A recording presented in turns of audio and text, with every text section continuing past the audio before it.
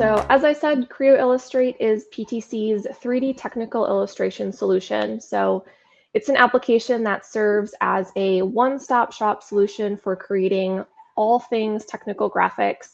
So that's inclusive of illustrations to support operations manuals, service-based illustrations, manufacturing-based illustrations, illustrated parts lists, as well as work instructions that can be animated in Creo Illustrate. So we can import a variety of different types of file formats, whether you're importing those file formats directly from your desktop or a shared folder location. We also have the ability to import directly from Windchill through a direct integration. So I can easily pull data down from the PDM system into Creo Illustrate as my starting point. Within Windchill, you can see that I'm logged into the system as a particular user, and I'm accessing a bill of material for a parking brake.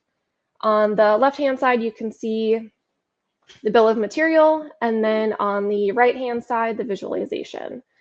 So on the visualization tab, you can see that we've published a representation of this data.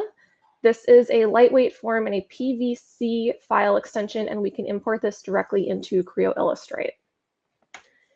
The process begins with adding the file to my workspace.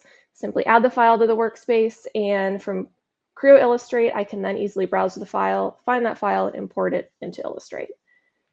So upon selecting open, I'm going to be prompted with how do I want to update the illustration if any changes might occur.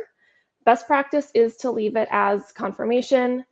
When I import the data, you can see that I've brought in the engineering bill of material, and then I will be able to pick and choose in a modular fashion which parts and which assemblies I want to work with in Creo Illustrate simply by dragging and dropping.